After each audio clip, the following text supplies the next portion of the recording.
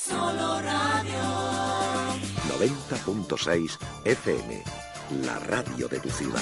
Solo Radio. Este verano consigue tu permiso de conducir. Por experiencia y un alto porcentaje de aprobados, el éxito lo tienes asegurado con Autoescuela Iniesta. Además, garantizamos el teórico en tiempo récord y ponemos a tu disposición tarifas adaptadas a tus necesidades. Si eres estudiante, tanto como si no lo eres, pásate por Autoescuela Iniesta. Conseguirás tu carnet de conducir antes de lo que imaginas, porque tenemos cursos intensivos a tu medida. Pregúntanos. Nos tienes en calle López del Oro, 14, primero A. Teléfono 967 54 32 29. Síguenos en Twitter y en Facebook. El conductor no nace, se hace en Autoescuela Iniesta. De lunes a viernes, Autoescuela Iniesta te ofrece los desayunos de Solo Radio. Noticias, información, efemérides, tradiciones. En definitiva, la vida de Ellín y sus gentes. En los desayunos de Solo Radio. De lunes a viernes, a partir de las 8:30 de la mañana. Repetición a las 2 de la tarde. Los desayunos de Solo Radio, para hablar de todo y de todos.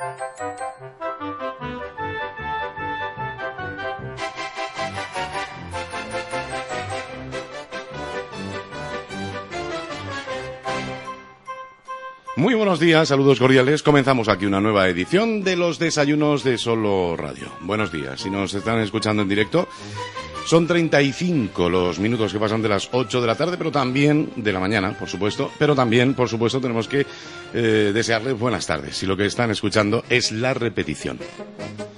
La repetición que llega, como saben, después del informativo central, primera plana, y esto es en torno a las 2 y algunos minutos. Con lo cual, buenos días, buenas tardes, o cualquier otra fórmula de saludos, si lo que hacen es descargar este programa desde nuestra web, en ellinsoloradio.com. Ya saben que los desayunos van quedando todos ahí colgaditos para que en cualquier momento los puedan revisar.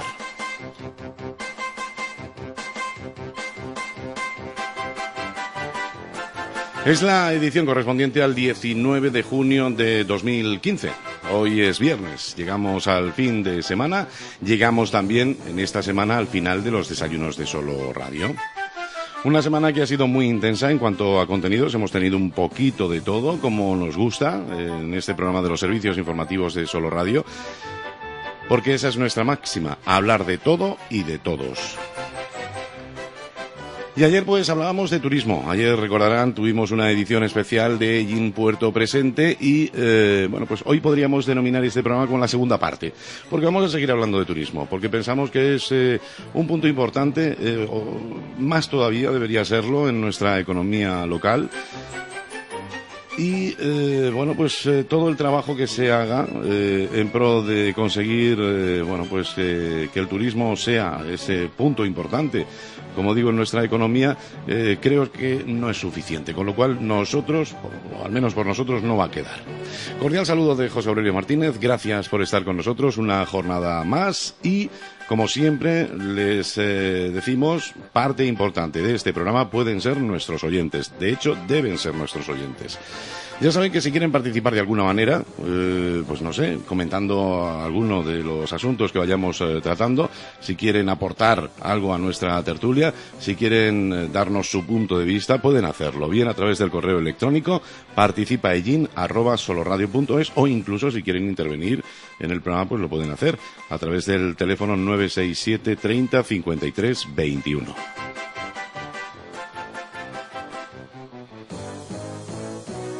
Hoy vamos a compartir los desayunos, seguro que tendremos una charla muy agradable con Javier López Precioso. Es arqueólogo y además también director del Museo Comarcal de Ellín.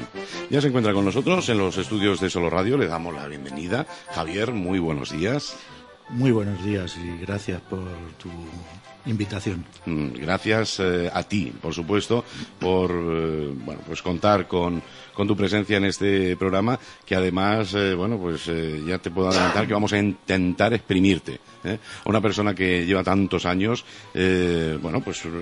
realizando su trabajo relacionado precisamente con esto que acabo de decir, con el turismo, con el museo, con muchísimas de las actividades que relacionadas con el turismo han tenido lugar en nuestra localidad y muchos de los proyectos que habrá de futuro, que espero que sean muchísimos, pues, como digo, seguro que tenemos una charla muy agradable, por lo que puedas aportarnos. Muy bien. Es un placer y, vamos a comenzar analizando un poco, ¿no? Yo lo decía en la presentación, todo lo que se haga o todo lo que se ha hecho es poco. Esto es la base de la que partimos. Siempre se puede hacer mucho más y, creo que va llegando el momento que nos demos cuenta de ello. Pero sí que me gustaría comenzar, si te parece, Javier, pues haciendo un poco de análisis, ¿no?, de lo que hasta el momento podríamos decir que se ha hecho en el ámbito comarcal y municipal en este aspecto, ¿no?, en el aspecto del turismo. Sí, desde que se genera una entidad de ámbito comarcal, como es la Fundación Campos de Llín, pues se empieza a trabajar sobre lo que es el papel del turismo en el desarrollo económico de un territorio como el nuestro, ¿no? Y se plantean diversas líneas de acciones dentro de lo que era un plan estratégico, que después se prolongan en diversas planes municipales, y en concreto planes municipales en allí, en donde pues el patrimonio natural y el patrimonio cultural pues era la base fundamental para el desarrollo turístico, ¿no?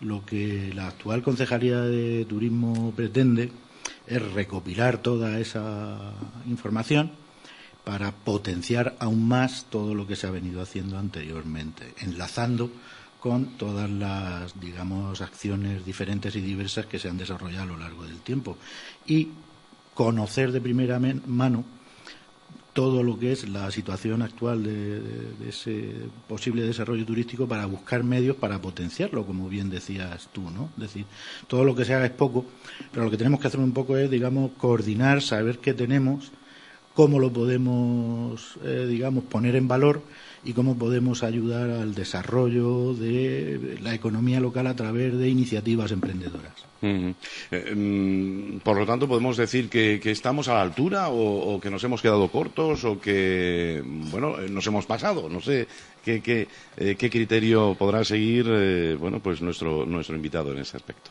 ¿A la altura de qué? ¿De otros territorios? De otras poblaciones similares a Ellín y con el potencial que podemos tener. Yo siempre he dicho, y muchos hemos dicho, que nuestro sol y playa es la naturaleza, con todo el paisaje, con el agua y el patrimonio cultural, ¿no? De tal manera que cómo nos podíamos diferenciar de destinos turísticos de costa o cómo nos podemos diferenciar de grandes destinos interiores, que los hay, como todo el mundo conoce, ¿no? Y entonces lo que planteábamos era un poco, potenciar esos elementos diferenciadores nuestros para estar a la altura de otros destinos, ¿no? Fundamentalmente trabajábamos en primera instancia, al menos cuando yo estuve hace años, en diferenciarnos de las comarcas cercanas, ¿no? Como podía ser el ámbito del altiplano de Jumilla-Yecla, como podía ser la Sierra del Segura, trabajando también de una manera coordinada. Y por ponerte un ejemplo, hace 3 años desarrollamos un proyecto de arte rupestre en donde enlazábamos Yecla, Jumilla, Moratalla y Nerpio, ¿de acuerdo? De tal manera que trabajáramos conjuntamente. No tuvo la finalización que hubiéramos querido, pero sí diferenciábamos un producto común, un recurso común, en donde además nos apoyábamos unos a otros, ¿no? Eso es un poco lo que queremos. ¿Dónde está nuestro potencial? Naturaleza, como te he comentado, patrimonio histórico, recursos arqueológicos. Para mí es fundamental mantener, la celebración del centenario de las pinturas de Minateda a través de lo que yo llamo el 101 centenario, ¿no? De tal manera que podamos seguir manteniendo la tensión y teniendo presencia donde se considere oportuno. Decía antes, comentaba, algunas de las formas de actuación, ¿no?, que tiene la actual concejalía de encargada de este asunto, ¿no? Recordemos que, bueno, pues tomaban su acta de concejales el pasado sábado. Cuando nos habla de la actual concejalía, estamos hablando ya de este nuevo equipo de gobierno. ¿Han mantenido ya reuniones? ¿Ya se han puesto las bases de trabajo? De manera oficiosa sí, porque como se sabe no están las delegaciones, ¿no? Que se hace por documento oficial, ¿no? Entonces lo que sí ha sido como un poco, digamos, reuniones oficiosas para saber y tantear cómo estaba el panorama y hacia dónde podíamos ir, ¿no? Que me parece además una posición muy sensata, ¿no? Es decir, saber dónde estoy para saber a dónde tengo que ir. Javier, hasta el momento, vamos a basarnos con los datos de los que podáis disponer en este momento. ¿A qué tipo de público va dirigida la acción publicitaria o de dar a conocer nuestros beneplácitos, ¿no? Nuestros entornos naturales o incluso museísticos?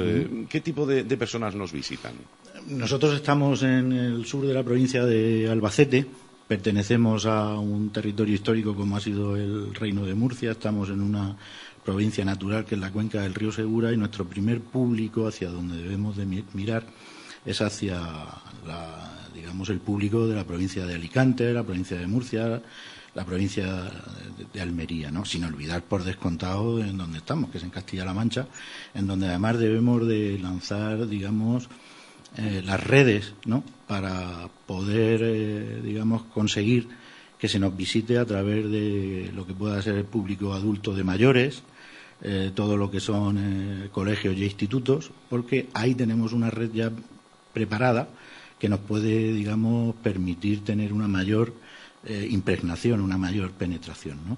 Y debemos después enlazarnos a través de redes, por decirlo así, con otros lugares con destino turístico, en concreto de Murcia, en concreto también de Castilla-La Mancha y sobre todo pues de la provincia de Albacete. Algo que no parece a simple vista fácil, ¿no? El trabajar de forma coordinada y bueno, pues ya no solamente pues hacer que el turista disfrute de lo nuestro en el ámbito comarcal, sino también, bueno, ofrecer pues posibilidades, ¿no? de nuestro entorno, quizás incluso fuera de nuestras fronteras, entre comillas. No es fácil. Es fundamental, aunque es muy difícil, ¿no? Lo que debemos también de potenciar es el conocimiento de lo que tú acabas de comentar, que es el conocimiento por parte de nuestros conciudadanos, ¿no? No solamente del municipio, sino también de los pueblos que conforman la comarca, ¿no? Y eso también exige un esfuerzo para darlo a conocer, muchas veces a lo mejor a través del tejido docente, ¿no? Donde tenemos los colegios e institutos de otros municipios que nos pueden ayudar a mejorar el conocimiento de lo que tenemos y que se aprovechen de esos recursos que tenemos aquí, fundamentalmente para la formación, ¿no? Y en el caso de la salida fuera de nuestras fronteras, pues existen medios, ¿no? Porque tenemos una infraestructura de turismo a nivel del Estado español que no es nada desdeñable, ¿no? Y a nosotros muchas veces nos han pedido información para colocar en sus portales de turismo, ¿no? A través de lo que es Infotur, por ejemplo, que es una red nacional. Y por ponerte un ejemplo, hace relativamente poco, antes de Semana Santa, nos llamaron de la oficina de turismo de una de las oficinas de turismo de México, del Estado español, para pedir información sobre lo que era la Semana Santa de la temporada, y les mandamos un dossier que ellos colocaron en su portal. ¿Conocemos si dio resultados, si tuvimos alguna visita de esos tour operadores o de esas oficinas de información? Yo a la persona que establecí conmigo el contacto le pedí que me mantuviera informado. No he tenido hasta el momento respuesta, ¿no? Lo que sí es verdad es que a lo mejor si trabajamos sobre público europeo, sí que podremos tener una respuesta mucho más fácil y más ágil, ¿no? Y en este caso sé que se han hecho, digamos, se han llevado a cabo diversas acciones que han conseguido que tengamos público de fuera, de países europeos, ¿no? Y sobre todo también porque después tenemos que trabajar a través de acciones como paquetes turísticos que nosotros mismos desarrollemos para, planteárselo a las agencias de viajes nacionales. y esas mismas agencias de viajes nacionales es posible que nos puedan lanzar hacia otros países. Pero ese tipo de trabajo, lógicamente, desde un departamento del Ayuntamiento de Ellín debe ser muy, muy complicado, ¿no?, el acceder a todo ello. Para ello supongo que habrá que trabajar también muy mano con mano con otras empresas de turismo, incluso del ámbito privado, con hoteles, con restaurantes, con asociaciones de turismo a todos los niveles. No, supongo que esta labor coordinada puede dar mejores frutos, ¿no? Hay que entender el trabajo como un trabajo en equipo, como un trabajo en redes, con redes profesionales, y lo que has planteado es muy importante. Es decir, tenemos que saber que existen muy buenos profesionales en Ellín para que ellos mismos puedan lanzar ese recurso, ¿no?, y puedan aprovechar ese recurso, porque al final es lo que va a crear empleo, ¿no? Lo que es el área de turismo ahora mismo en el Museo de Ellín, en el Ayuntamiento de Ellín, lo fundamental es que, digamos, genere las condiciones, ¿no?, que la concejalía lo que pretende es generar las condiciones para que haya un desarrollo. Y en este caso trabajar tanto como con profesionales del turismo, como guías privados, como pueden ser los hoteles y las casas rurales que tenemos, ¿no?, que hay que volver a analizar cómo están, porque yo creo que la crisis les ha afectado mucho y algunos de ellos pueden haber dejado de tener actividad. Y sobre todo con el tema de restaurantes y bares y lo que son asociaciones que tengan un buen currículo, ¿no?, para poder generar esa red y ese tejido, ¿no? Porque al final el turismo no es solo venir y visitar una iglesia o visitar las pinturas de Minateda, ¿no? Donde se genera verdaderamente riqueza es en el dónde duermo, qué como, qué compro, ¿no? Y entonces ahí es donde debemos de trabajar e incidir con mayor intensidad. Javier, y con la mano en el corazón, y le pedimos además que nos conteste, si quiere, en el plano profesional o incluso como ellinero, ¿no?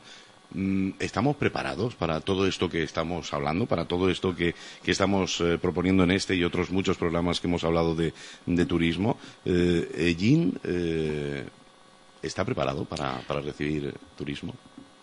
Pues llevamos mucho tiempo trabajando, como he comentado al principio, ¿no? Se han desarrollado planes comarcales, planes estratégicos, tenían pues un análisis de todos los recursos culturales y naturales a nivel de la comarca. Y me acuerdo que una de las cosas que se decían era que no teníamos infraestructura hotelera. Si nosotros podemos tener un paquete turístico de 24 horas, viene el grupo turista y se vuelve a ir, ¿no? Como fue el caso, por ejemplo, de un grupo de Yecla que vinieron aquí a las 9 de la mañana y salieron a las 9 de la noche, ¿no? Pero efectivamente, primero hay que generar el interés, por decirlo así, ¿no?, dar a conocer las posibilidades, y después que haya una capacidad de emprendimiento, porque es la iniciativa privada en gran parte la que debe de, digamos, asumir el reto, ¿no?, porque ahí es donde está la base de la estabilidad, digamos, empresarial o económica, como quiera llamarse, ¿no? Y efectivamente, lo primero tenemos que ser conscientes de lo que tenemos que ser conscientes de que podemos, y tenemos que tener la fuerza para llevarlo a cabo. Esa es la clave. Con la mano en el corazón, yo siempre he sido muy optimista y así se me conoce. El tiempo te va dejando marcas y vas siendo algo más escéptico, ¿no? Pero es decir, tenemos esa posibilidad y yo creo que no hay que abandonarla, ¿no? Porque si no, ¿qué hacemos? Nos quedamos en nuestras casas, ¿no? O no desarrollamos otros proyectos, ¿no? Por ejemplo, temas de industria agroalimentaria que a mí siempre me han parecido muy importantes aquí, ¿no? La transformación del producto agrario para que genere riqueza. Pues en el caso del turismo es similar, José Aurelio. O sea, que nos quedaría todavía un poco de trabajo, o mucho de trabajo, para estar preparados, entre comillas. Yo creo que sí. Lo que pasa, hombre, tenemos infraestructura hotelera que no teníamos antes, o sea, que tenemos camas suficientes. Lo único que pasa es que hay que saber aquilatar perfectamente qué tipo de paquete turístico queremos, ¿no? Si es de 24 horas, si es de una noche, si es una tournée por el patrimonio del sureste asociados con otros colegas, ¿no? de otros municipios. Pues eso es fundamental, ¿no? Yo creo que lo que hay que hacer es sentarse a pensar y ver dónde están las virtudes y dónde están los fallos, ¿no? Por decirlo así. Bueno, ahora seguimos con más aspectos. La verdad que tenemos muchísimas cosas de las que hablar con Javier López Precioso, pero a mí me gustaría centrarme un poquito en ese museo comarcal del cual es director y que, bueno, pues quizás visitamos pues en algunas de las exposiciones temporales que tiene. No sé si todos nuestros oyentes habrán visitado el resto de esa casa museo, esa casa que ya en sí, la casa es preciosa, pero vamos a intentar a través de la radio, yo sé que es muy difícil, explicar qué es este museo, qué tiene, qué vamos a ver en ese museo e incluso, pues, si quiere algún dato histórico desde que se pusiera en marcha en nuestra localidad. Ese museo donde seguramente pues hace parte importante de su vida, nuestro invitado. Sí, tiene una parte importante, forma parte de mi vida, desde luego, porque en mayo pasado hizo 20 años que lo abrimos al público, ¿no? Y con motivo de eso, pues me planteé una especie de salida a la red, a internet, y se creó un blog que se llama museoellín.blogspot.com, ¿no? Y ahí está haciendo memoria y recuperando mucha información antigua, ¿no?, que teníamos, y efectivamente lo que ha hecho el museo ha sido generar una infraestructura, en este caso de tipo patrimonial y de tipo arqueológico, histórico, que sirvió en el momento de su apertura y en el momento de la creación de la idea, ¿no?, y del recorrido que ha tenido, pues, para aportar información y conocimiento al público. Y efectivamente notamos mucho que claro, ya por ejemplo, todo lo que son los sistemas de información del museo, un museo que explica desde el Paleolítico hasta la época contemporánea, ¿no?, a partir de colecciones, pues necesita un poco una renovación, ¿no?, una renovación de sistemas, porque estamos en una sociedad en donde lo visual y lo que es el sonido, pues es fundamental, ¿no? Entonces, pues hemos estado planteando diversos escenarios que deben un poco de casar también con lo que se quiera hacer de aquí a 5 o 10 años, ¿no? Y en el museo se explica desde el Paleolítico inferior hasta la época medieval, pasando por lo que es la edad del bronce, el propio arte rupestre, el bronce final, el nacimiento de la cultura ibérica, todo lo que es la propia cultura ibérica, la cultura romana, con la villa de Ellín, en donde se excavó hace un poco tiempo y se descubrieron las termas, ¿no? Y después lo que hemos también planteado son líneas de conocimiento y de difusión de la cultura medieval, que siempre ha estado muy poco valorada, ¿no? Y después en la segunda planta, pues lo que se planteó fue la explicación a través de colecciones etnológicas, pues, por ejemplo, lo que es la cerámica de Ellín o el esparto, ¿no? Y el discurso del museo siempre se ha basado en el objeto, en el material, ¿no? Y lo que queremos es, como he dicho anteriormente, que se mejoren esos sistemas de información a través de lo que puedan ser vídeos y recursos audiovisuales. Uh-huh. Por cierto, ahora que lo nombra, me viene a la memoria, hace algún tiempo, un oyente bueno, ya lo he dicho al principio, que para nosotros la participación de los oyentes en todos los aspectos es importantísima. Nos hablaba precisamente, o nos preguntaba en torno a las termas, qué es lo que ha ocurrido, que se habló mucho en su momento, bueno, pues se valló aquello y ahí está, ¿no? No se ha hablado mucho más de ello. Se están conservando, se han olvidado definitivamente esas termas. ¿Qué está ocurriendo con...? Que recuerden, estamos hablando ahí en la zona de entrada a nuestra localidad, en el parque o el jardín de las chimeneas, justo enfrente. Ahí aparecieron esas termas. ¿Qué ha ocurrido con ellas desde entonces? Pues ese conjunto termal es la prolongación de la villa romana que está en el cerro de las chimeneas, en el cerro de la Tejera, ¿no?, de la Tejera de Garaulet. Y cuando se plantea realizar la excavación, creo que lo he contado varias veces, pues no se esperaba que hubiera un resultado tan espectacular, ¿no? A su vez, quiero recordar que se hacen las excavaciones en torno a 2008, 2009, en el inicio de la crisis económica que afectó y afecta al país, ¿no? Y entonces la empresa constructora, pues plantea que le es imposible levantar el edificio que quería y, bueno, pues se le había dicho que en el momento que levantara el edificio tenía que dejar a la vista el conjunto termal dentro de lo que era un área, pues como una especie de pequeño jardín arqueológico, de la proyección del jardín arqueológico que tenemos en el otro lado, ¿no? Y entonces, al serle imposible, lo que se genera son las condiciones suficientes para que se tape, está totalmente protegido por una capa de tierra y de chinarro hasta que se lleve a cabo lo que pueda ser la urbanización de la zona, ¿no? Porque además sería un recurso fundamental, está en la entrada de la población, desde el norte, pues digamos que tenemos ahí una tradición con la villa romana, en donde aparecieron esos mosaicos que algunos conocen, ¿no? Algunos de ellos están en el Museo del Albacete y el otro está... Sí, le voy a preguntar también sobre ello. En la sala principal de mosaicos del Museo Nacional de Arqueología en Madrid, ¿no? Y efectivamente yo me alegro de que me vayas a preguntar más, porque tengo respuestas. Pues queremos conocer esas respuestas, aunque lo que hay que conocer primero es la pregunta, pero vamos, más o menos se la pueden imaginar porque son preguntas que seguramente muchas veces se han hecho muchos ellineros. Con lo cual un museo que supone pues un recorrido por nuestra historia, dejando aparte, como decíamos, esas exposiciones temporales que son más de nuestro tiempo y son muestras que, bueno, pues pueden ser la excusa, ¿no?, para visitar el resto del museo, aunque no sé si hablar ya de futuro del museo o dejarlo para un poquito más adelante, a lo largo de la tertulia de hoy. Estoy a tu disposición. Sí. Bueno, pues después lo alternaremos con otros asuntos que nos gustaría proponerle a Javier. Javier, necesitamos, esto, bueno, pues se ve en un momento determinado necesario, una oficina de turismo que en principio, bueno, pues recorre varios lugares, entre ellos los soportales de entrada del Ayuntamiento de la ciudad, y de la noche a la mañana desaparece de ahí. Es precisamente al museo, creo, a quien se le da esa labor de oficina de turismo. Yo no sé este cambio, ¿cómo lo vieron? ¿Cómo se vio desde dentro?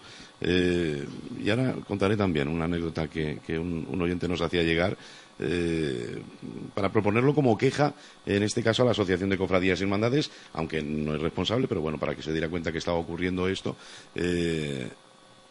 la cuento después.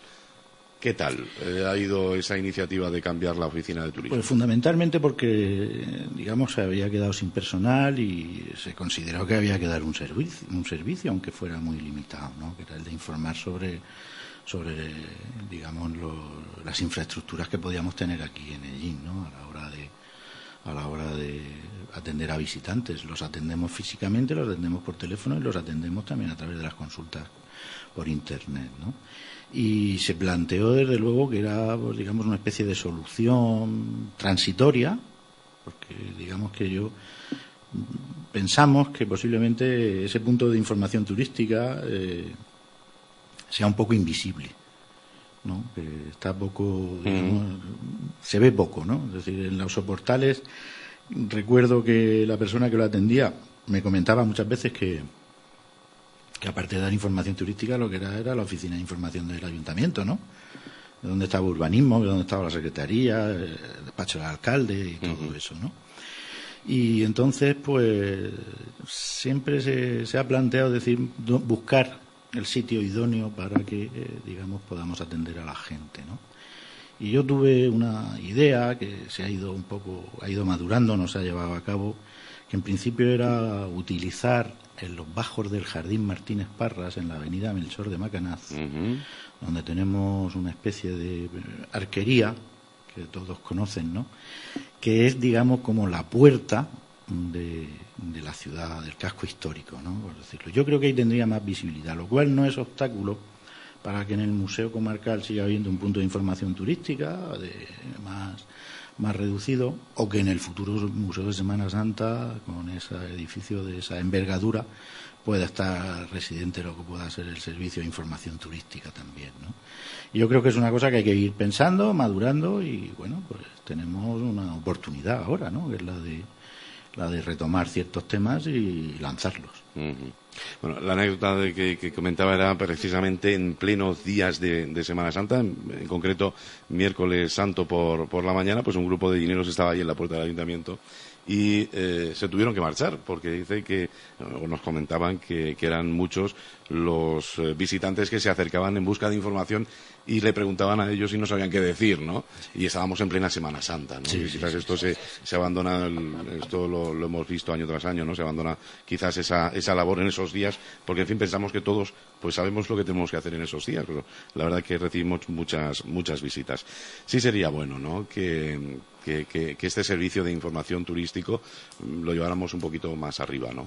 Sí, y además dotarlo de medios materiales y de personal, ¿no? Es decir, que el problema que tenemos en estos tiempos es que la falta de medios económicos ha impuesto unas limitaciones muy grandes, ¿no? Porque yo recuerdo anteriormente que nosotros teníamos abierto el museo los días festivos, porque teníamos presupuesto y podíamos sustituir, ¿no? Aunque fuera las vacaciones de la persona que atiende al público, ¿no? Y que en el tema de turismo pues ocurría lo mismo, ¿no? Yo creo que ahora es un reto, digamos, recuperar ciertas buenas maneras para atender a ese público que viene, sobre todo, por ejemplo, en Semana Santa, ¿no? Que es donde tenemos un punto de masa crítica muy alto, ¿no? Porque después a lo mejor las cosas pueden languidecer en verano, ¿no? O en otros momentos, ¿no? Pero en Semana Santa yo creo que había que tener una estructura reforzada. Muy bien. ¿Y qué tipo de información se da en una oficina como esta de turismo? Aquel visitante que llega pues a solicitar, no sé, ideas de qué hacer en nuestra localidad. Pues fundamentalmente se planteó cuando se cogió transitoriamente este servicio, se planteó como una información local, ¿no? Porque otro tipo de oficinas dan información provincial, información regional, hasta de regiones limítrofes, ¿no? Y nosotros desarrollamos un recurso, una especie de envoltorio, de caja, que se llama Paisaje a la Carta, en donde pues se ofrecían tres, elementos fundamentales. Uno que era el patrimonio histórico, arqueológico, las pinturas y el tolmo, a unas sabiendas de que el tolmo estaba cerrado. Otro que era todo lo que eran los recursos naturales, que lo llamábamos la naturaleza triunfante, porque es un recurso que tenemos y que es muy desconocido, ¿no? El tema de la naturaleza, con una serie de elementos que son fundamentales. Y otro que era el de la ciudad fundamentalmente con recorridos urbanos y con lo que era el desarrollo de una línea concreta que a mí me ha interesado siempre mucho y que creo que tiene un gran potencial de desarrollo, que es el de los museos del silencio, que igual después podemos hablar de él, ¿no? Y entonces lo que queríamos también plantear ahora en esta nueva etapa era, digamos, potenciar lo que es un elemento básico que se llama Jin práctico, ¿no? Que es dónde comer, dónde comprar, qué ver, ¿no? Es decir, muy sintético para que la gente lo pueda consultar y después desarrollar, llevar a término algo que a mí me interesaría, que considero interesante, que es un plano turístico, ¿no? Con unas categorías determinadas, que no solamente está en formato papel, sino que también está en formato PDF para ordenadores y tablets y, bueno, como una aplicación también, una app. Claro, porque esto es importante, ¿no? Y podríamos entrar en el capítulo de nuevas tecnologías, ¿no? El turismo o las nuevas tecnologías al servicio del turismo. Disponemos de una página web, supongo también que la actividad promocional a través de las redes sociales será importante. En este aspecto estamos al día. Pues yo tuve dos experiencias el año pasado, ¿no? Es decir, la campaña de publicitación de las pinturas de Minatet en el centenario, a través de medios de comunicación escritos y a través de medios de comunicación tanto de radio como televisión. Y después tuvimos el ejemplo de lo que ocurrió con la exposición del centenario, que hemos tenido durante 45 días entre diciembre y enero, entre diciembre del 2014 y enero de este año, ¿no? Y entonces lo que vimos, por ejemplo, es que tuvo mucha incidencia la radio, de tal manera que amigos míos de Cartagena, de Murcia, me llamaban y me preguntaban porque había cuñas radiofónicas, lo cual quiere decir que es un medio que está muy vivo, ¿no? Que funciona bien. En el tema de televisión y de papel no tuvimos no he tenido conocimiento de que haya tenido qué tipo de impacto de impregnación puede haber habido. Y con el tema de la exposición lo que vimos es que fue muy invisible para la población y que seguramente lo que tendríamos que hacer es trabajar más en lo que son las redes sociales, ¿no? Es decir, en los grupos que están aquí formados, ¿no? Como hay de todo, ¿no? Y bueno, pues podemos un poco lanzar campañas a través de Twitter y Facebook para gente de aquí de Ellín, que además después lo transmita, ¿no? Y que, por ponerte un ejemplo, el tema de los grupos de excursionistas y senderistas, que tienen un potencial tremendo, y yo creo que debemos de establecer relaciones formales con ellos, ¿no? Vamos, relaciones firmes, ¿no? Uh-huh. Y después, por ejemplo, que nosotros, con un curso de turismo que se hizo el año pasado, muy interesante y muy bien, con una capacitación muy alta, ¿no? Pues se creó una página específica de turismo. Se llama www.turismoellín.es, ¿no?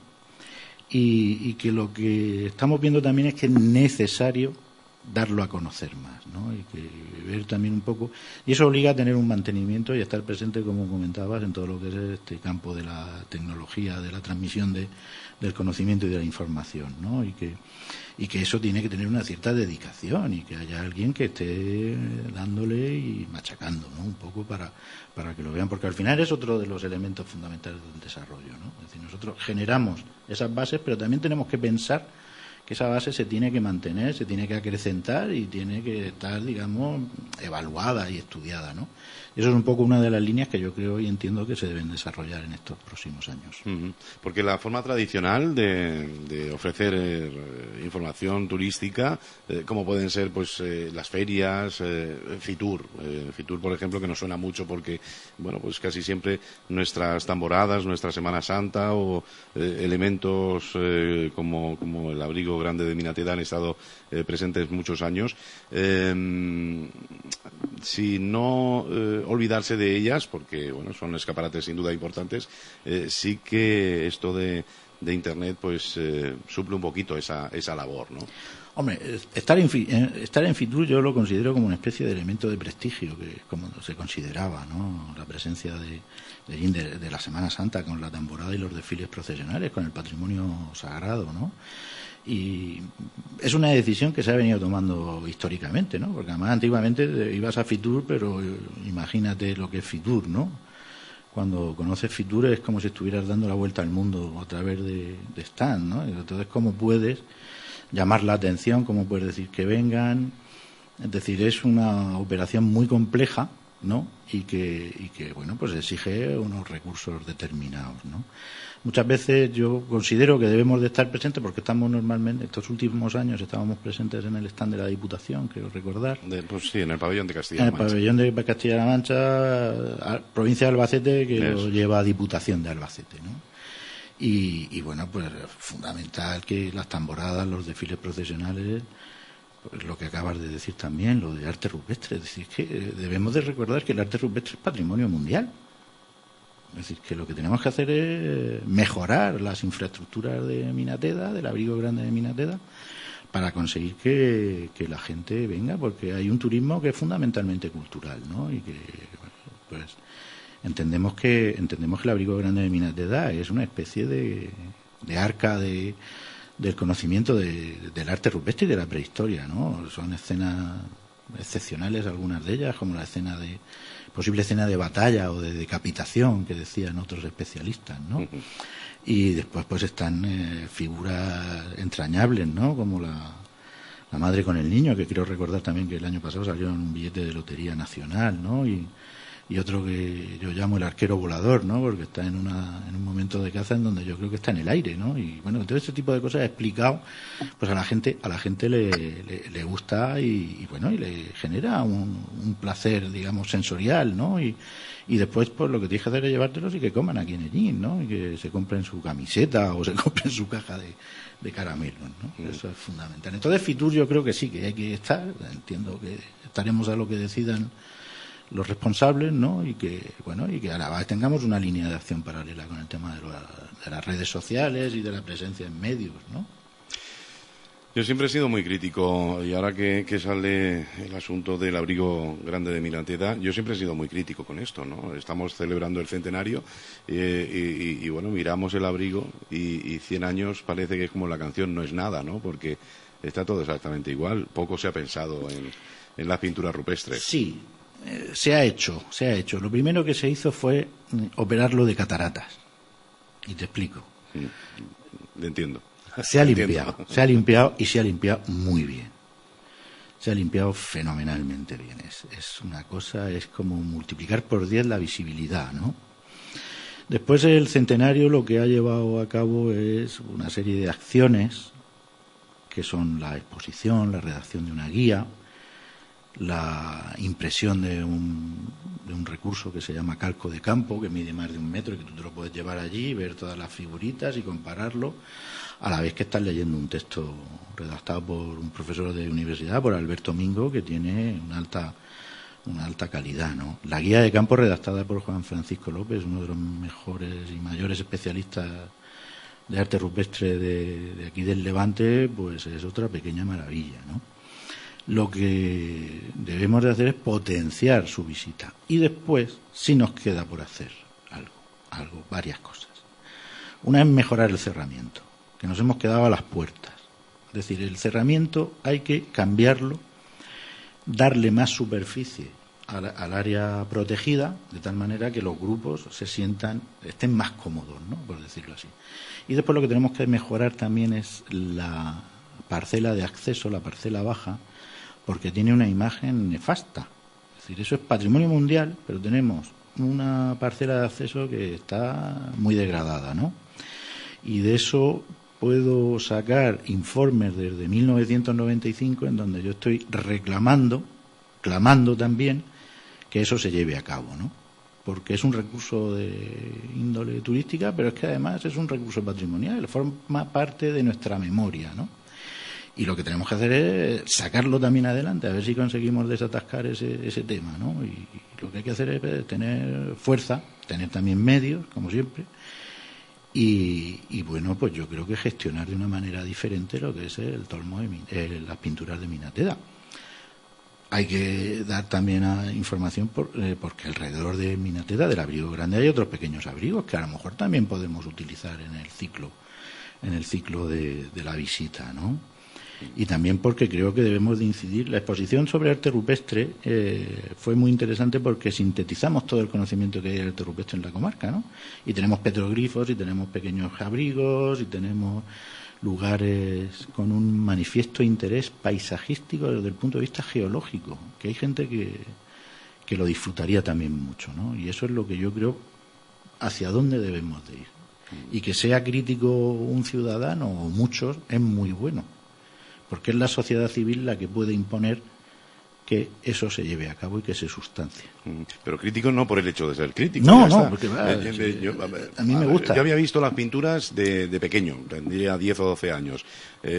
Volvía hace un par de meses, un poquito más, estábamos en plena celebración de ese centenario. Yo, los recuerdos prácticamente era lo mismo que veía, incluso empeorado, podría decirlo así. Fíjate. Un reguerón que en el mismo acceso iba en alto, caído en el suelo, una cantidad de hierros de ese reguerón que es un peligro para los niños que están visitando las pinturas, unos hierros que sujetaban esas pilastras de punta, un acceso, bueno, pues incómodo como poco, un cerramiento, como bien decía, pues, anticuado, que estrecho, pequeño, feo, vamos a decirlo, feo incluso, y me encuentro en el interior de ese abrigo grande de las pinturas rupestres de Minateda, con el interés que tienen y la declaración que tienen, pues todavía con el andamio dentro y los cascotes de ladrillos y yeso ahí, ¿no? Y estábamos vendiéndolo en Fitur. Sí, es una cosa si ante eso no se puede ser crítico.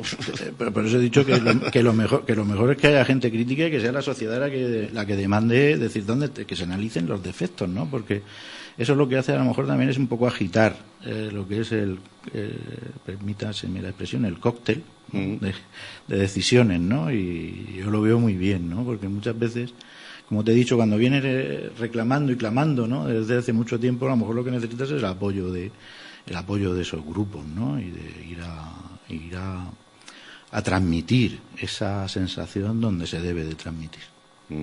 Nada, pues a esas clamaciones reclamaciones en voz alta nos sumamos también nosotros. Javier, hay otros aspectos que quizás pueden considerarse un poco secundarios, pero que también son importantes, ¿no? A la hora de hablar de turismo, pues promocionar también nuestra gastronomía, nuestros alimentos, nuestra cultura, nuestras tradiciones.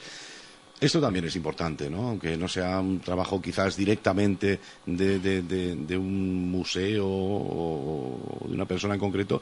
Todo esto que ocurre en las casas, en los hogares, durante bueno, pues festividades o fechas muy señaladas, también forma parte de ese posible turismo, ¿no? Pues dentro de las líneas de desarrollo turística, de lo que hemos estado viendo en diversos documentos y analizándolo, el tema de la gastronomía es fundamental, porque además es una potenciar que gastronomía, me refiero también un poco a través de esos, digamos, productos envasados por un lado, ¿no?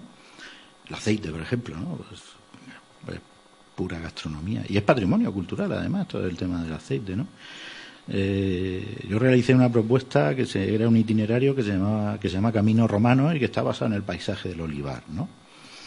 Y después un poco que el tema de la gastronomía pues se debe basar un poco también en esos restaurantes y bares el tapeo, ¿no? Que sabes que ahora está muy de moda todo el tema de la tapa, ¿no? Aparte de la ruta a la tapa, que es una cosa muy interesante, ¿no? Para potenciar digamos, un poco la diversión a la vez que el consumo, pero que todo lo que es la cocina elaborada es otro patrimonio cultural fundamental, y a él también debemos de hacerle caso y atenderlo. Hablamos de otras fórmulas, también de mostrar nuestros intereses turísticos.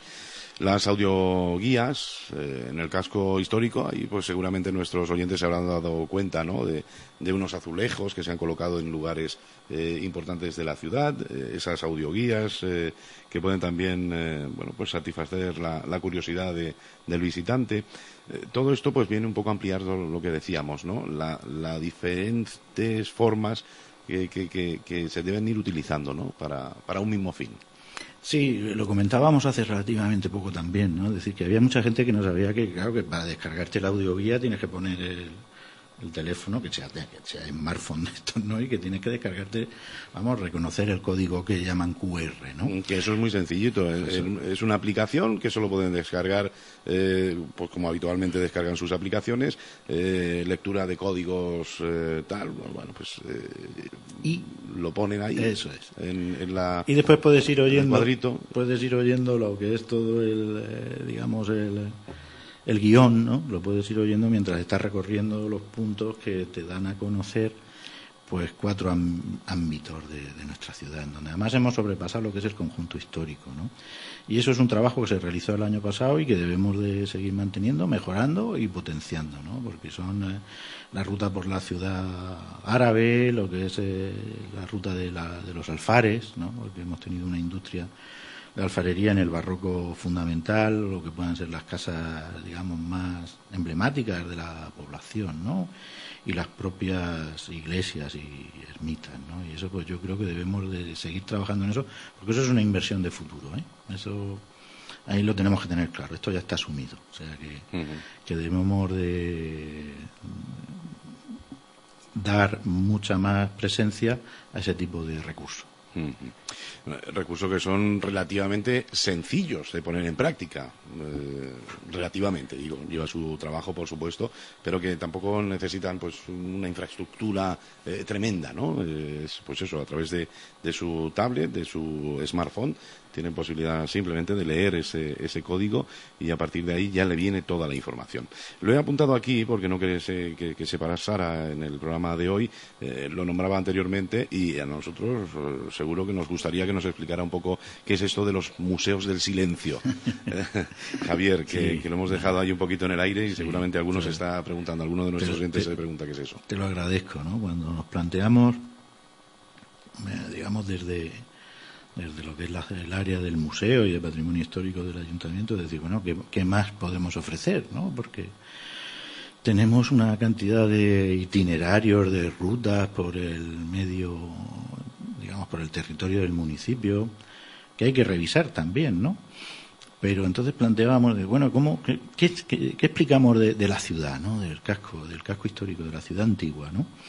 Entonces era decir, bueno, pues tenemos una serie de elementos, de edificios, como son las iglesias y las ermitas, que son verdaderos museos, ¿no? Y que tienen una similitud entre todos, y es ese silencio que albergan las naves de las iglesias, ¿no? Y esa tranquilidad y esa frescura. Estar en la iglesia de la Asunción, cuando hay poca gente, ¿no? Pues es un placer tremendo, ¿no? Porque además puedes descubrir detalles de las capillas o esculturas sagradas de muy alta calidad, como bien se sabe, ¿no? Y por no decir siempre el Cristo yacente o la Dolorosa, pues bueno, pues el Calvario que hay de Capuz, ¿no? Y después te vas a la ermita de San Rafael y bueno, pues tienes una serie también de bienes muebles que son de muy alto interés. Lo mismo que ocurre en la ermita del Rosario, en el convento de los franciscanos, ahora cerrado, ¿no?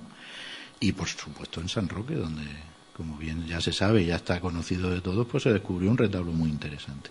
Y eso es una especie de paquete, de envoltorio, que dimos en llamar Museos del Silencio, y que lo que queremos es que, bueno, que la gente lo conozca, ¿no? Porque además eso a la gente, a los visitantes que vienen de fuera, adultos, mayores, les gusta mucho ese tipo de ruta.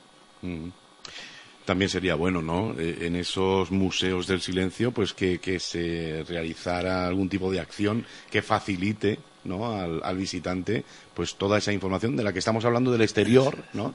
Pero de forma más concreta en el interior. ¿Cómo se pueden abrir esos edificios, ¿no? Y qué podemos hacer para usarlos, por supuesto, en coordinación con sus responsables, ¿no? Eso es obvio, ¿no? Y evidente. Y yo creo que es una línea también que se debería de desarrollar, ¿no? En esta etapa, ¿no? Y desde lo anterior, pues ir hacia mayores cotas de implicación de la gente, ¿no? Y ver cómo podemos eso darlo más a conocer, ¿no? Yo traté, sobre todo con don Vitoriano sí que lo estuvimos hablando, ¿no?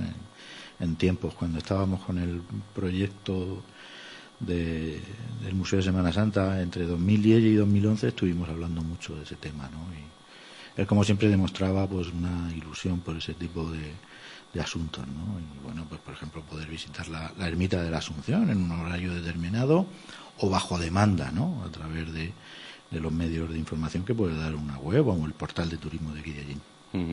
Le voy poniendo sobre la mesa algunos de los recursos, tanto de patrimonio histórico como naturales, de nuestro entorno, y me va haciendo algún comentario en torno a cómo cree que está en este momento y bueno, pues alguna, no sé, algún punto de vista de cara al futuro. Vamos a ello. Sí.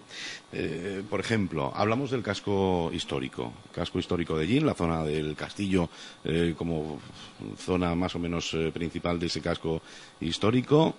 Seguro muchos de nuestros oyentes se han dado una vuelta recientemente y han visto cómo están las cosas. ¿Qué nos dice del casco antiguo, del casco histórico? Que está muy enfermo y que hay que cuidarlo y que hay que tenerlo más limpio. Que el casco histórico efectivamente no es solo el Cerro del Castillo, sino que es San Rafael, San Roque, Barbudo, que es una pequeña joya de arquitectura popular y que tenemos que potenciarlo y que hay que hacerle caso. Sabes que se está pagando, ¿no? La vida ahí, porque la gente se está haciendo mayor y la gente vive en la parte baja de la ciudad, ¿no? Pero yo creo que debemos de seguir esforzándonos por él. El Tolmo de Minateda. Pues que queda un día menos para que se abra, ¿no? Y que debemos de ser conscientes de la importancia que tiene y de cómo tenemos que trabajar coordinadamente para que el Tolmo sea una referencia a nivel del turismo arqueológico y que nos sirva para dar a conocer otros recursos que tenemos aquí en Ellín, ¿no? Me da mucha pena pasar por la pedanía de las minas y ver esas minas, esas casas de los mineros, esas cuevas, casas cueva de los mineros. ¿No hay futuro para esa zona? Es muy duro, porque yo, por ejemplo, conozco también Salmerón, que sabes que es la pedanía que hay enfrente, que es de Moratalla, de Murcia, ¿no? Y los ves conjuntamente y dices, bueno, pues si esto tiene un potencial tremendo, ¿no? Y hemos estado trabajando en una declaración que es una especie de título que te permite después poder conseguir recursos, que se llama paisaje cultural. y que lo otorga el Ministerio de Educación, Cultura y Deportes actualmente, ¿no?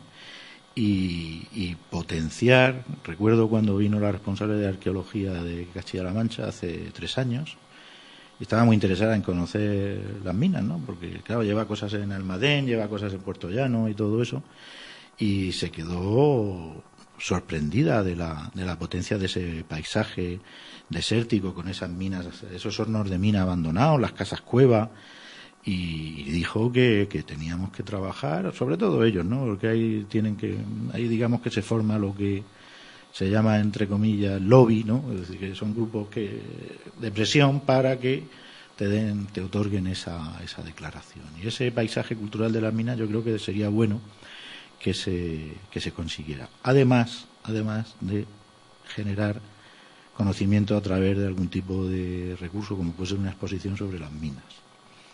Para que además sus propios habitantes, que seguro que lo están ya, se sientan aún más orgullosos de su territorio. Vamos a seguir un ratito más en nuestras pedanías. Iso, su castillo. Pues yo creo que también deberíamos de dar ya una solución, ¿no? Porque llevamos un tiempo largo ahí sin que se haya tomado una determinación, ¿no? Y además es un lugar en una población que tiene más de 2.000 y pico habitantes, ¿no? Y que yo creo que necesitan un tipo de recurso también patrimonial y cultural, que además le pueda servir también como plataforma para, digamos, un entorno turístico más localizado, como por ejemplo los puentes de Iso, el río Mundo en esa parte, ¿no? Y el castillo de Iso tiene un potencial tremendo porque ahí se puede explicar parte de lo que es la cultura medieval, que como comentaba antes ha sido siempre un área de la arqueología y del patrimonio poco valorada, ahora lo está mucho más. Los vecinos ellineros de Cañada de Agra, ¿en qué notarán ese reciente nombramiento del cual, bueno, pues nos hemos hecho eco los medios de comunicación locales y a otros niveles también, por supuesto? Pues tuvo un alcance nacional muy alto, porque el arquitecto que concibe, diseña y dirige la obra de Cañada de Agra, que es José Luis Fernández del Amo, es un arquitecto era un arquitecto de prestigio internacional dentro de lo que era la arquitectura del movimiento moderno de los años 50 y 60 en Europa, ¿no? Y Cañada de Agra es una pequeña maravilla que yo creo que debemos de sentirnos orgullosos de tenerla en nuestro territorio y desde luego que aumente la autoestima que puedan tener sus propios ciudadanos, ¿no? Voy a lo mismo, debemos de explicar lo que es Cañada de Agra y esa arquitectura de rango internacional, y después hacer mucho hincapié en la iglesia, que es una joya también de esa arquitectura mínima, ¿no? Y sobria y elegante. ¿De la Camareta qué me dice? Pues que tenemos que hacer algo con ella, ya que no la podemos visitar y que es muy difícil de poner en valor, de valorizar. He planteado siempre muchas veces y lo voy a seguir haciendo, de que llevemos a cabo lo que se llama un proyecto de realidad aumentada, estas nuevas novísimas tecnologías, ¿no? Y que después podamos tener unas reproducciones fotográficas a tamaño natural de todas esas inscripciones, grafitis, y algo que es una especie también de arca de lo que es la epigrafía de época, de la epigrafía de los textos escritos sobre roca, de la época romana, visigoda e islámica, y después también de época moderna y contemporánea. Ahí estuvo uno de los propietarios de las minas en el siglo XIX, un inglés que compró todo el conjunto minero. ¿Se nos hundirá la Camareta o no? Pues espero no verlo yo. Sí, me daría un disgusto tremendo. Bueno, hemos hablado de la Camareta, hemos dedicado incluso algún programa completo a hablar de la Camareta, y la verdad que el futuro que le aguarda es bastante dudoso, porque, en fin, no por nada, no tampoco es por las visitas ni nada similares, simplemente por sus condiciones propias. La conservación. ¿No? Tiene ciertas partes que tienen problemas de estructurales. Y recuerdo que se hizo un informe en el año 2000 indicando cómo estaba. Estoy hablando de hace 15 años, ¿eh? Bueno, pues esto, no sé, seguro que se nos quedan mucho, pero son los que me venían a la cabeza. Y en el aspecto, hablábamos en el patrimonio histórico, en el aspecto natural, bueno, pues tenemos también un montón de lugares maravillosos, Pitón volcánico, nuestros ríos, los pantanos, aunque alguno esté fuera de nuestro término municipal, también lo consideramos como nuestro, ¿no? Todos esos paisajes geológicos que tenemos a lo largo y ancho de nuestro término municipal.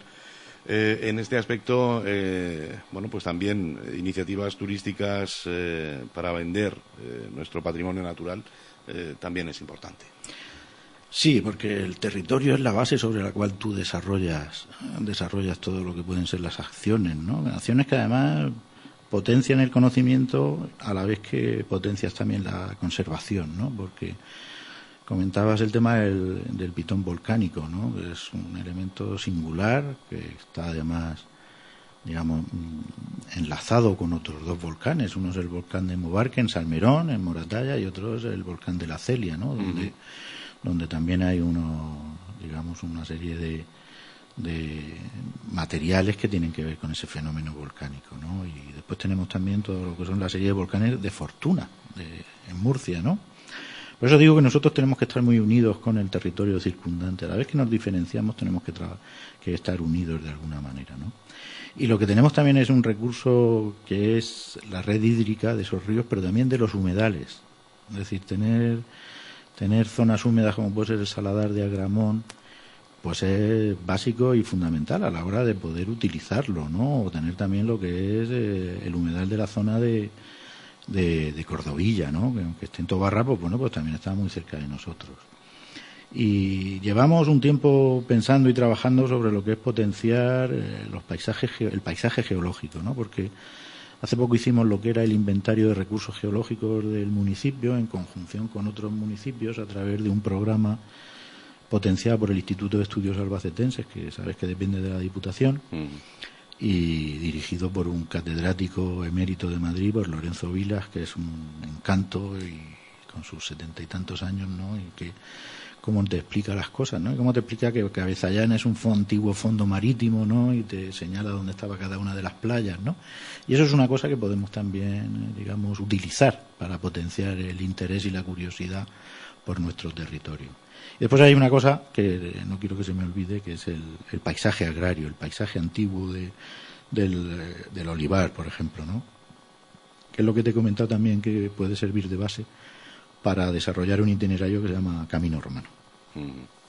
Javier, no sé si me explicaré en la pregunta, pero bueno, pues con teorías de estas de la conspiración. ¿Tenemos algún tipo de patrimonio, seguramente principalmente natural, podría ir dirigida esta pregunta, que los ciudadanos desconozcamos porque es mejor que no lo conozcamos? ¿En el tema de naturaleza? Sí, de algún tipo de, pues, no sé, algún paraje que es mejor incluso que no conozcamos. No sé a qué te refieres, ¿no?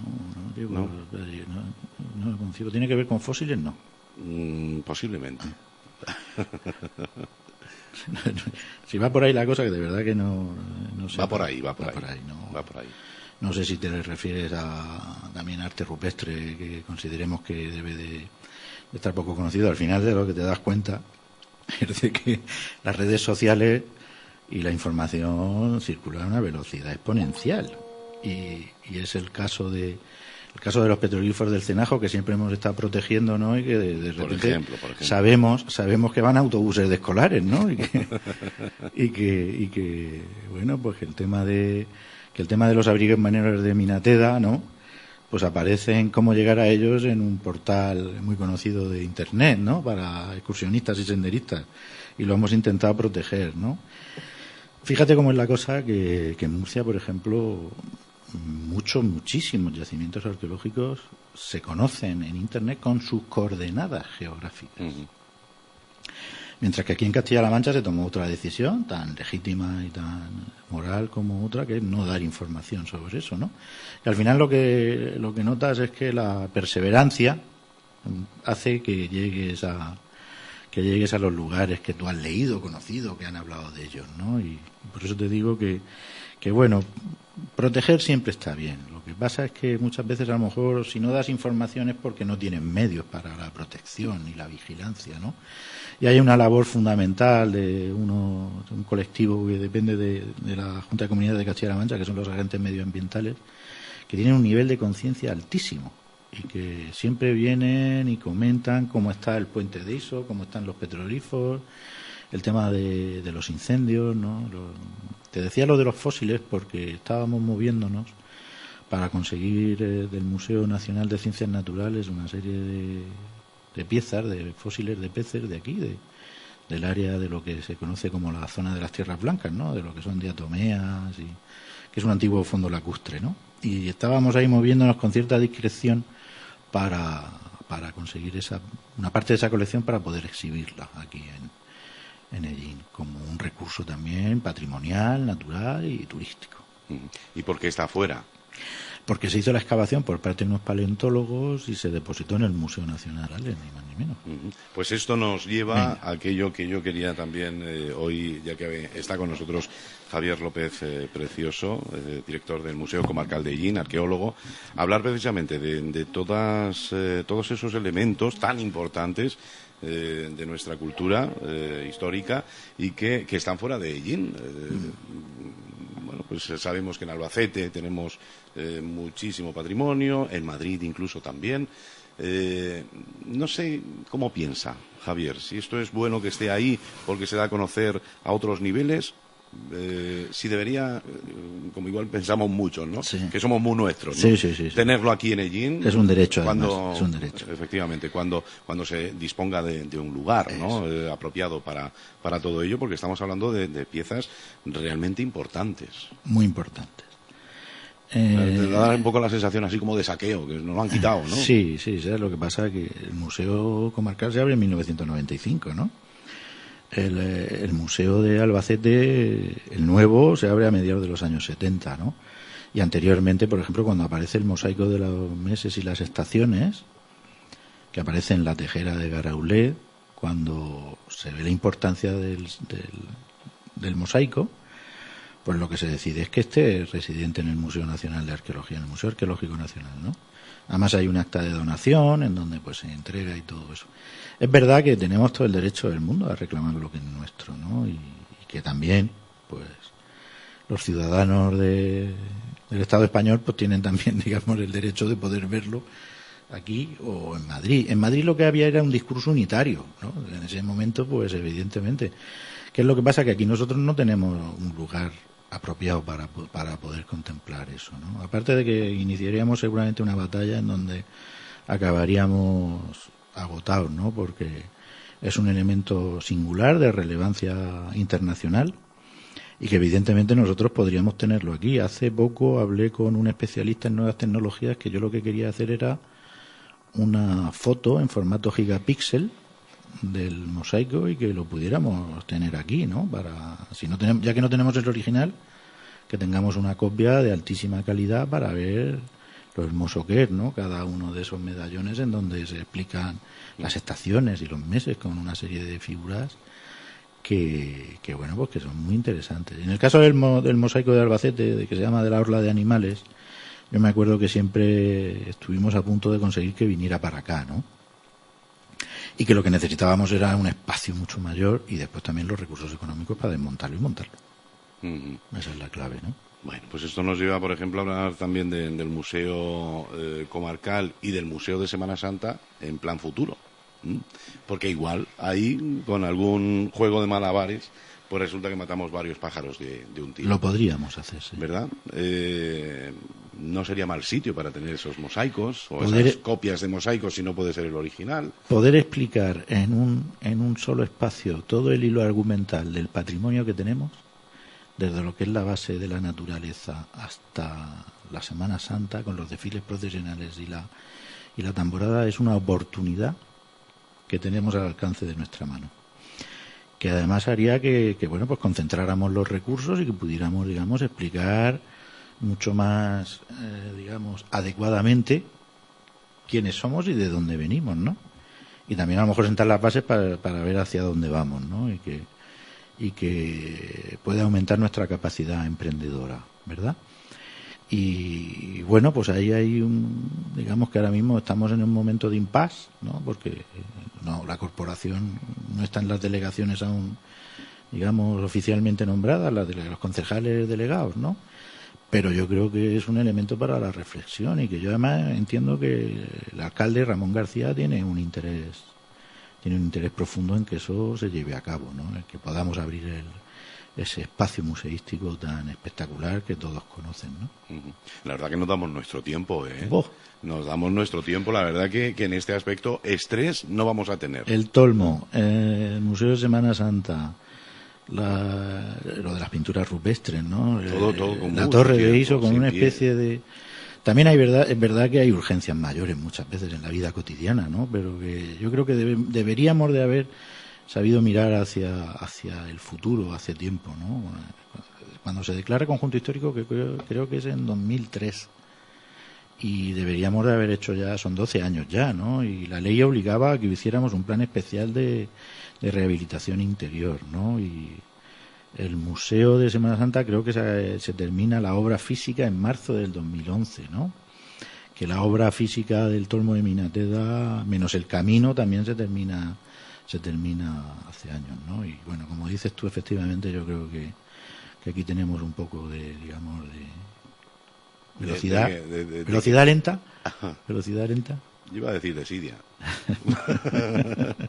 Hombre, entiendo que no lo diga, que no lo diga yo, que no lo diga Javier, pero yo sí lo diría. Yo creo que además vosotros sois, como he dicho antes, sociedad civil, como la plataforma Casco Antiguo, que sabes tú que se dedican mucho a llamar la atención, ¿no? sobre los problemas, y que yo creo que necesitan altavoces de mayor diámetro. Uh-huh. Bueno, pues esperemos que ese futuro sea cercano y veamos pues un museo. Ya no si cabe solamente de Semana Santa, porque bueno, yo sé también que Javier ha bregado mucho con el Museo de Semana Santa desde sus inicios, de qué obras, con todas las cofradías y hermandades, todas, qué obras sí, podrían ir, no podrían ir, qué podríamos poner allí y tal. Y estoy hablando de hace muchos años. Sí, muchos también años. te lo puedo decir. Para mí además fue un placer contactar con todos los responsables de las cofradías y tantear un poco digamos, cómo estaba su predisposición, ¿no? Y las ganas que tenían algunas veces, unos más que otros, eso es normal, ¿no? Pero también Victoriano como ofreció su colaboración absoluta, ¿no? Para el tema de colecciones de orfebrería o textiles que tenían, ¿no? El manto de la Dolorosa, por ponerte algún ejemplo, ¿no? El tema de los grupos escultóricos tan tremendos que tenemos, ¿no? Que son que se llaman pasos de misterio, ¿no? Y bueno, pues yo creo que teníamos una oportunidad de oro con esas cofradías y además un poco después para explicar bien lo que es la tamborada, ¿no? Desde una perspectiva antropológica y etnológica de buen nivel, ¿no? Y bueno, pues yo creo que podemos sacarlos.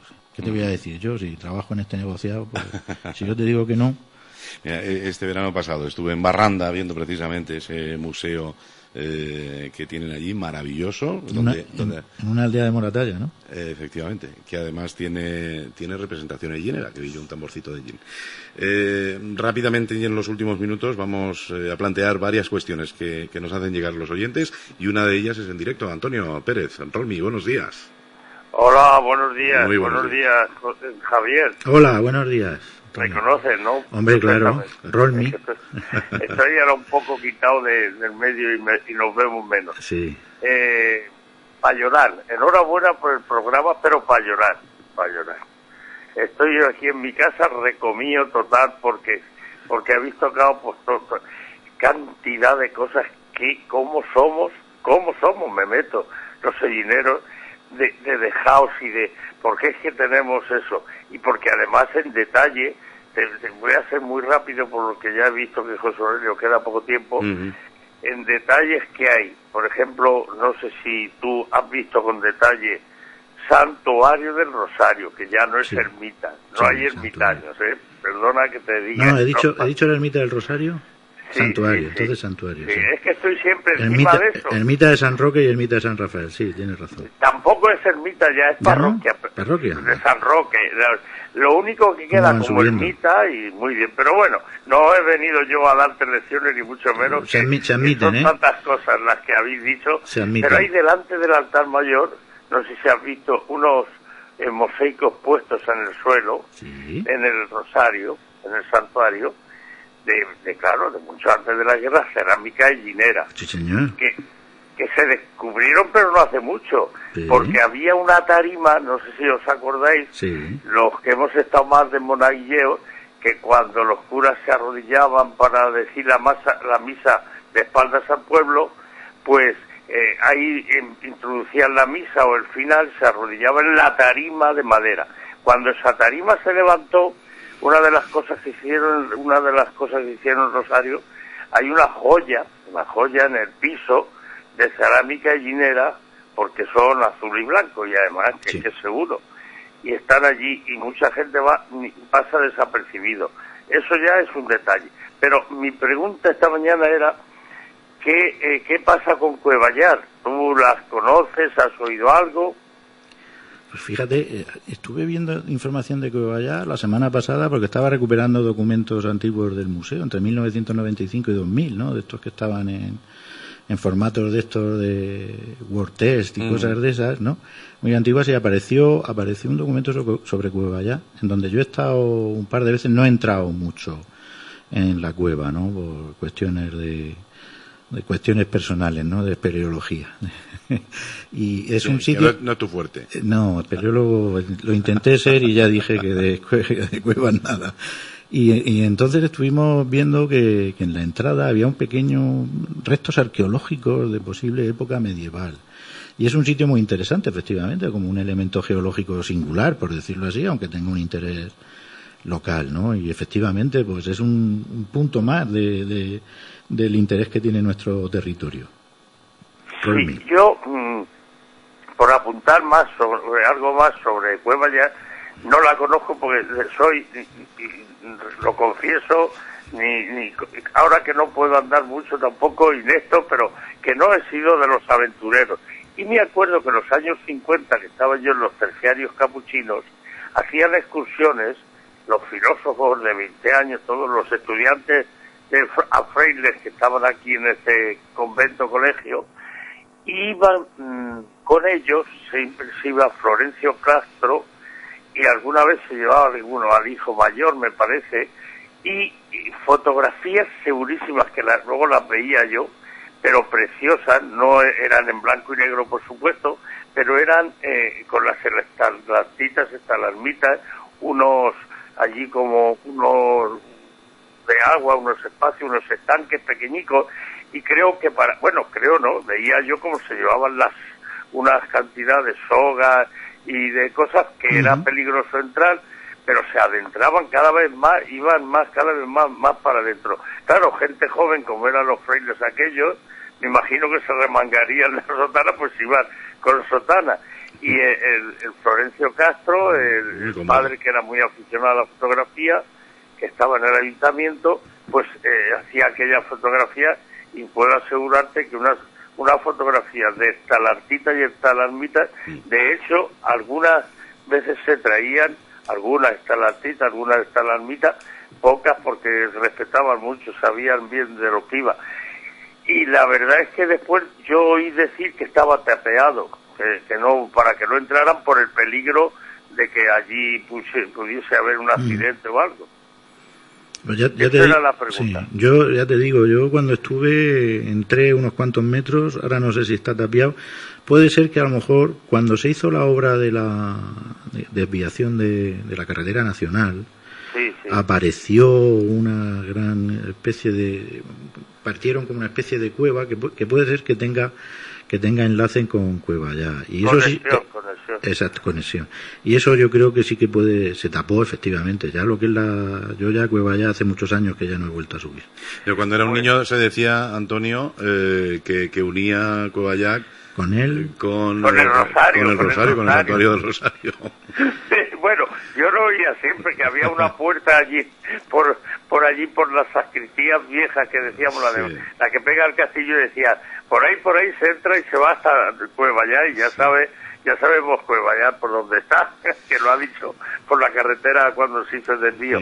Pues nada más que eso, y en fin, y lo de la Semana Santa, yo creo que tiene la solución muy fácil: sentar en una mesa a las cofradías y hermandades, tamborileros, y que el ayuntamiento en lo mínimo pagar luces, tal, pero conserjes, historias de esas, hombre, lo ideal sería meter gente y dar trabajo, pero si no, pues que cada 15 días una cofradía, cada 15 días que fueran tornando, y darle a eso ya, pero ya, que es que da pena ver muchas veces los santos, que ahora ya no, pero antes cuando estaba Rafael Sacristán, los gatos y en el rosario, los pasos grandes, los escultóricos que tenemos, prendimientos, etcétera, ahí parían los gatos y ahí eso es una pena, hombre, eso es una pena. Pero bueno, ahí estamos. Antonio, muchas gracias y enhorabuena por el programa. Gracias a ti. Gracias.